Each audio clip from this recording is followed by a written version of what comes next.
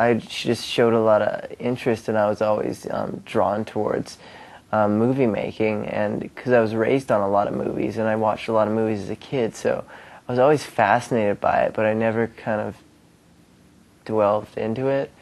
But once I finished high school, I went to university, and I started studying business because that's what my dad told me to do. And at the same time, I had gotten a few parts and done a few acting jobs in Vancouver on different TV shows and different American shows that come down there. And I started getting really busy with doing stuff that I said to my parents, I was like, this is a lot of stuff. And I was like, what should I do? And they said, quit school. They're like, do what you want, And so I quit school, and I took the money from my jobs and started taking acting classes and learning about acting and film and how to make a movie. And I read kind of every book that I could and kind of just like lived and breathed it, up till this day. It became, an infatuation. And I really liked it. It was the first thing that I kind of could do. I wasn't really good at a lot of things growing up. I wasn't an athlete, really. And I was always kind of artistic. I got that from my mom's side. And so I always liked doing creative things, and this was kind of the first thing where I went, yeah, I like this. This is fun. I think this is going to be my last film. I'm retiring. Usually, like, little things, like, I'll get excited about, but this was, like, I don't know. It was, like, I was like, wow. And so when I heard about it, it was kind of just, like, it wasn't, like, excitement. It was kind of just, like, whoa. I love this movie, and, like, I want to be a part of this movie, because, like, the movies that I loved growing up was, like, Jurassic Park, Lost World, Jaws, Close Encounters, because they were a roller coaster, a real roller coaster, and that's what I love. And I guess this is kind of like in the genre of those action-adventure movies. And I mean, I always wanted to do those because those were what I loved to watch as a kid. Those are the first movies that I watched, that and like Indiana Jones.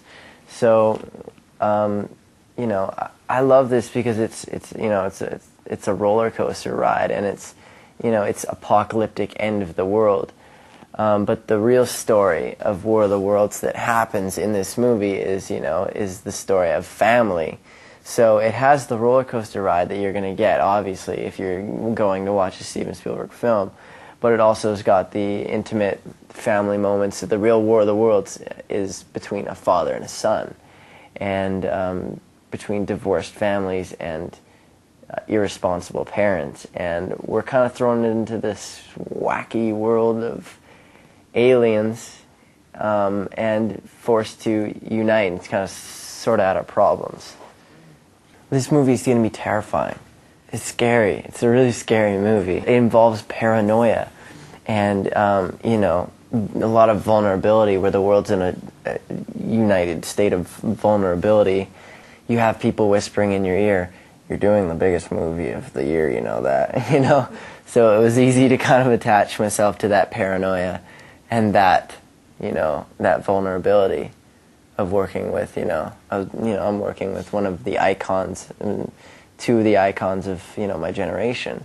I have a pretty good relationship with my father, so it was hard, tapping into that. But every father and son kind of has that tear that you get to an age in your life and it becomes a little harder to kind of connect with your father, and you kind of you start butting heads and you don't know what it is. And I guess it's because your whole life you look up to your father as this perfect hero of person, and then you start to realize that there's that he's not perfect, that he has flaws. So, and every kid has that, and so that's kind of like what I played with. And Tom and me both spent some time together and talked about our relationship with our fathers, and talked to Stephen and Tom. I mean, Tom went through quite a few years where he didn't even speak to his father, and he had some hard times, and Stephen had the same thing. And so a lot of what they say to help me attach a lot to my character, and the feeling of having a lot of kids these days have to that have no father kind of have to grow up a little quicker and don't get to experience their own childhood, and they don't get to just be an innocent kid and just have fun, and they kind of have to end up being there's a lot of families these days where the kid has to kind of be the adult, and that's heartbreaking, I'm Justin Chatwin, and I hope to spend a lot of time in Japan in the future.